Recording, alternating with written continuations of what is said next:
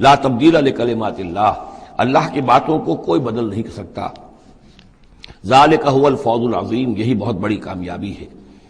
ولا یحزنک قولہم، اور اے نبی ان کی بات سے آپ رنجیدہ نہ ہو۔ ان العزت للہ جمیعا، عزت کل کی کل اللہ کے اختیار میں ہے، اللہ کے ہاتھ میں ہے۔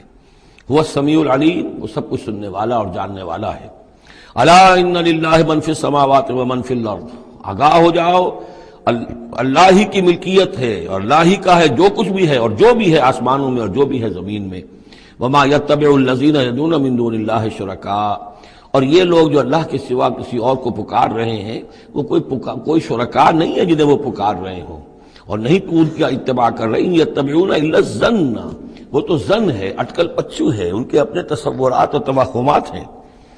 ان یتبعون الا الظن وان هم الا یخرصون، وہ صرف ظن و تخمین اور اٹکل پچو کے پیچھے پڑے ہوئے ہیں۔ هو الذی جعل لكم الليل لتسكنوا فيه والنهار مبصرا، وہی ہے جس نے تمہارے لیے رات کو بنا دیا ہے تاکہ تم اس میں سکون پکڑو، آرام کرو، استراحت ہو، اطمینان اور سکون ہو۔ والنهار مبصرا، اور دن کو بنا دیا دکھلانے والا، روشن، تاکہ اس میں تم کام کرو، اپنی معاشی جدوجہد کرو۔ ان فی ذلک لآیات لقوم یسمعون، یقیناً اس میں آیات ہیں، نشانیاں ہیں ان لوگوں کے لیے جو حقیقتاً سنتے ہوں۔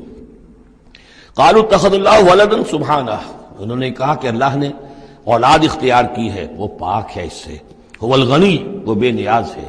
یہ لفظ یہاں بہت اہم ہے، غنی، بے نیاز ہے۔ اس کا کیا تعلق ہے اولاد نہ ہونے سے؟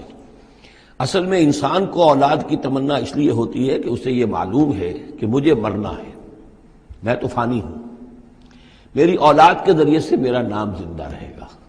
انسان کے اندر جو ایک خواہش ہے کہ میرا نام باقی رہے، میری یاد باقی رہے، تو اس کا تسلسل ہے جو اولاد کے ذریعے سے۔ اللہ تعالیٰ چونکہ فانی نہیں ہے، باقی ہے، اسے کسی اولاد کی احتیاج نہیں ہے، وہ ہمیشہ خود قائم رہنے والا ہے، اس لیے اس کی شان اس سے بہت بلند ہے کہ اسے اولاد کی حاجت ہو۔ هو الغنی، وہ تو اس سے غنی ہے، بے نیاز ہے۔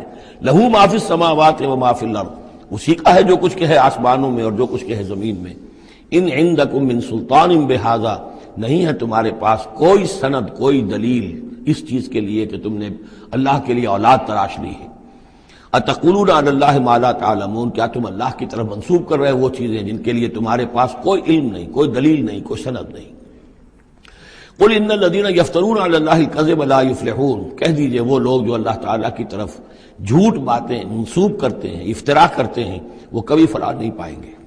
متاع فی الدنیا، دنیا میں ان کے لیے ساز و سامان ہے، رہنا بسنا ہے، اس کے لیے کوئی ضرورت ہم نے ان کو ضرورت کی چیزیں دے دی ہیں۔ ثم الینا مرجعہم، پھر ہماری طرف ان سب کا لوٹنا ہے۔ ثم نذیقہم العذاب الشدید بما کانوا یکفرون، اور پھر ہم انہیں مزہ چکھائیں گے بہت سخت عذاب کا، ان کے کفر کی وجہ سے جو وہ کرتے رہے تھے۔